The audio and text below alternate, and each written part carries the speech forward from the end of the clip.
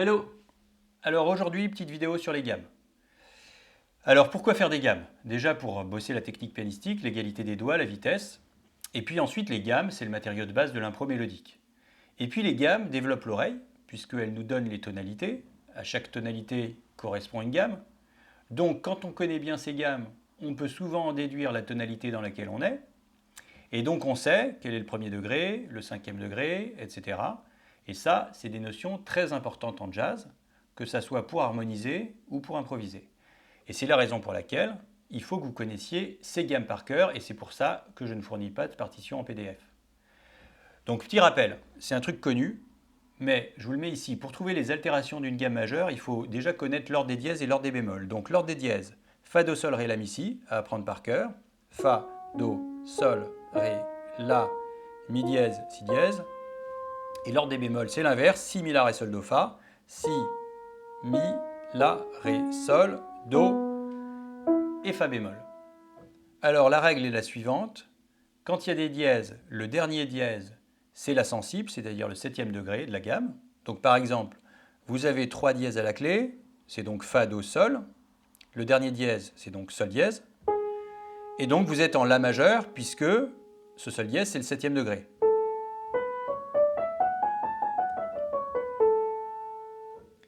Ensuite, quand il y a des bémols, donc l'avant-dernier bémol, c'est la tonique de la gamme, donc le premier degré.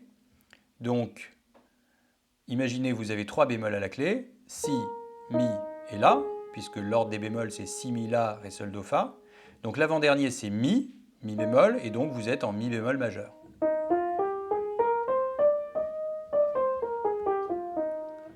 Voilà. Donc, à connaître par cœur, l'idée, c'est d'être capable de jouer par cœur les 12 gammes majeures plutôt vite et sans hésiter. Alors, pour les débutants, je vous conseille de commencer par la gamme de Do majeur, mais en mouvement contraire. Donc, vous partez du Do, central, vous mettez vos 2 pouces là, et ensuite vous vous écartez, vous faites 1, 2, 3, vous tournez, pouce.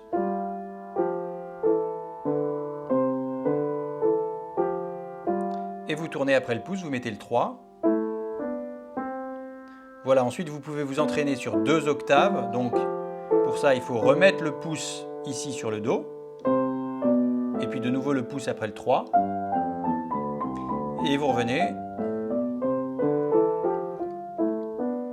Donc surtout vous faites bien attention à rester bien détendu, et à ne pas bouger les coudes quand vous passez les pouces, à ne pas faire comme ça. L'idée c'est vraiment de trouver le geste en souplesse qui permet de passer le pouce. Ensuite, vous pouvez éventuellement, si vous le souhaitez, ce n'est pas nécessaire, travailler la gamme de Sol majeur. Donc vous partez de Sol, et là la petite difficulté c'est de penser qu'il y a un Fa dièse qui ne va pas arriver en même temps aux 2 mains, mais vous tournez de la même manière après le 3e doigt. Là vous pensez au Fa dièse, vous tournez, voilà, et puis là on peut revenir.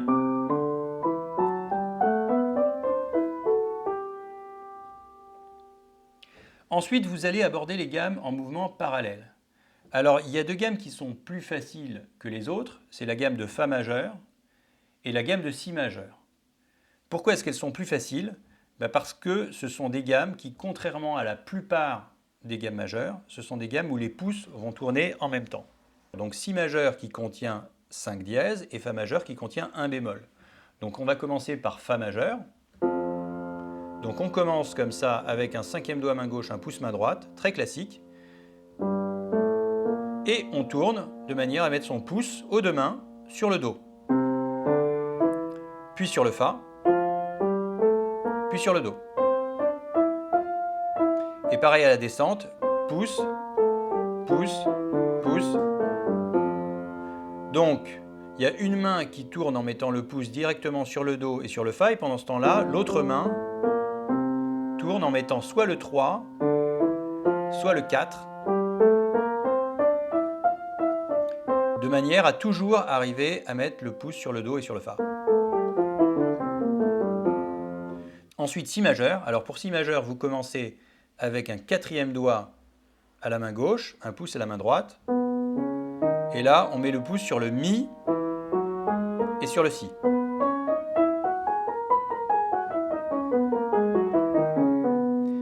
Alors au début, vous pouvez travailler un peu hors tempo, et puis dès que ça devient possible, je vous conseille d'utiliser le métronome. Donc vous pouvez le mettre à 60 à la noire, par exemple. Et puis vous pouvez jouer d'abord en noir, sur une octave.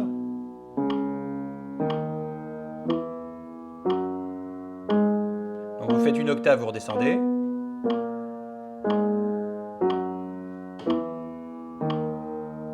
Puis ensuite, vous travaillez en croche, donc 2 fois plus vite. Et là, vous pouvez faire 2 octaves.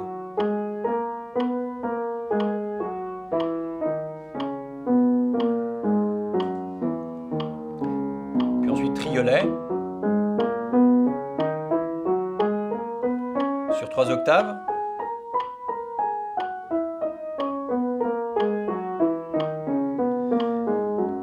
Et puis ensuite, double croche, éventuellement, si vous vous en sentez capable, sur 4 octaves.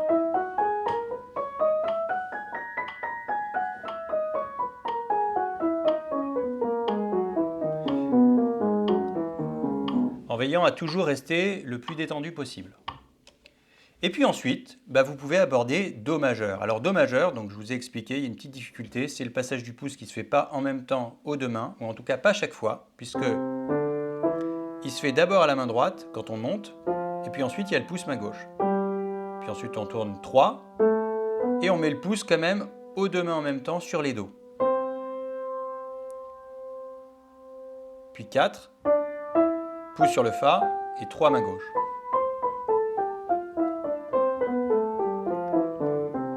Alors je vous donne un petit truc pour appréhender cette chose-là. Une fois que vous savez bien faire vos deux mains séparées, et que si vous butez un petit peu sur l'apprentissage main ensemble, le petit truc c'est de dire pouce et 3, pouce 4, pouce et 3, pouce 3, pouce 4, pouce 3. Voilà, vous pouvez scander cette phrase-là, pouce 3, pouce 4, pouce 3. Et ça vous permet de mettre les bons doigts au bon moment. Alors évidemment, quand je dis pouce, je parle de la main droite. Et quand je dis 3, je parle de la main gauche. Pouce 4, pouce 3. Et à la descente, c'est l'inverse. Pouce de main gauche, 3 de main droite. Pouce 4, pouce 3. Et puis ensuite, Sol majeur. Sol majeur, et il y a une bonne nouvelle, c'est que Sol majeur, Ré majeur, La majeur, Mi majeur, c'est exactement le même doigté que Do majeur. Donc Sol majeur, pouce 3, pouce 4.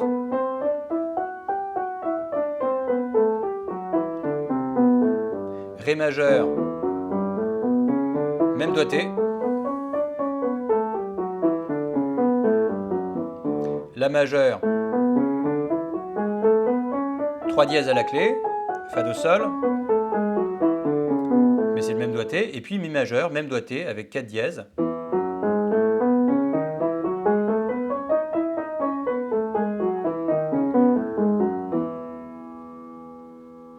Voilà, et là vous avez déjà pas mal de gammes. On a fait Fa majeur, Si majeur, et puis Do Sol Ré La Mi.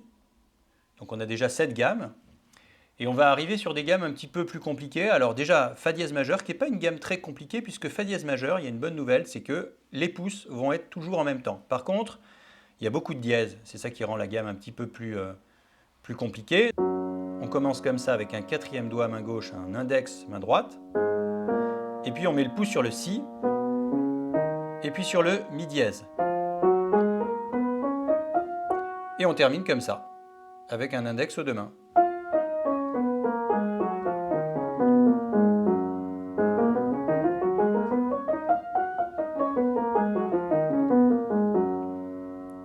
Et puis Do dièse majeur ou Ré bémol majeur, comme on veut, c'est un peu le même principe. Alors on démarre de manière très atypique avec un troisième doigt main gauche et un index main droite.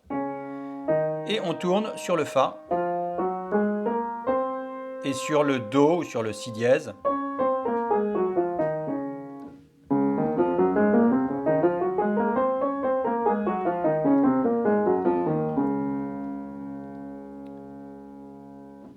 Et pour finir, les 3 gammes les plus dures, La bémol, Mi bémol et Si bémol. Alors, La bémol majeur, On commence comme ça. Troisième doigt main gauche, second doigt main droite. Là, il y a quand même un moment où les pouces sont ensemble. Et puis on tourne avec le 4. Et puis là, il y a un décalage.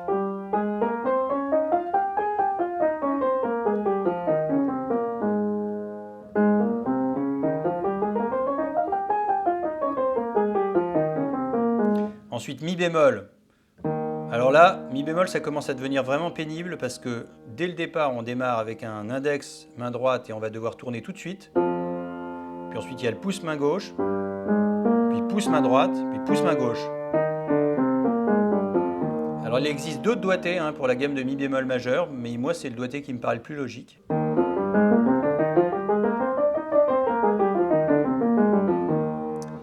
Et puis pour finir, si bémol majeur, la pire de toutes, donc qui démarre comme ça avec un majeur main gauche, index main droite. La main droite tourne tout de suite, puis pouce main gauche, 4, pouce main droite.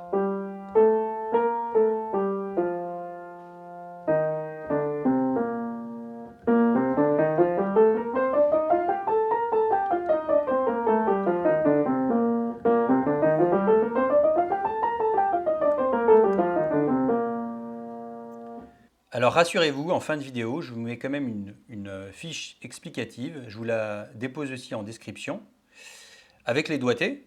Par contre, je ne vous mets pas la partition, puisque l'idée c'est de connaître les armures par cœur, donc je ne vous mets pas de vraie partition. Maintenant, vous pouvez évidemment en trouver sur Internet très facilement. Alors le but avec ces gammes, c'est de connaître les 12 gammes par cœur et de savoir les jouer assez facilement. Donc évidemment, quand vous abordez une nouvelle gamme, c'est important que vous entreteniez les précédentes que vous avez apprises.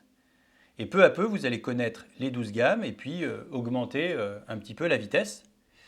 Et lorsque vous saurez jouer les 12 gammes majeures en double croche, à 60, vous pouvez augmenter un petit peu le tempo. Vous passez à 66 par exemple, puis à 72, puis à 80. Si vous êtes un pianiste de niveau intermédiaire, que vous improvisez déjà sur des grilles, en vous accompagnant, en tenant le tempo, disons que ce serait bien d'atteindre 80, au moins, en double croche. Et puis à terme, peut-être arriver à 120, jouer en double croche à 120, c'est un petit peu comme jouer en croche à 240. Donc ça veut dire qu'on commence à être sur un tempo up, comme on dit en jazz. Et là, vous pouvez essayer de jouer les 12 gammes à cette vitesse-là. Par exemple, si majeur.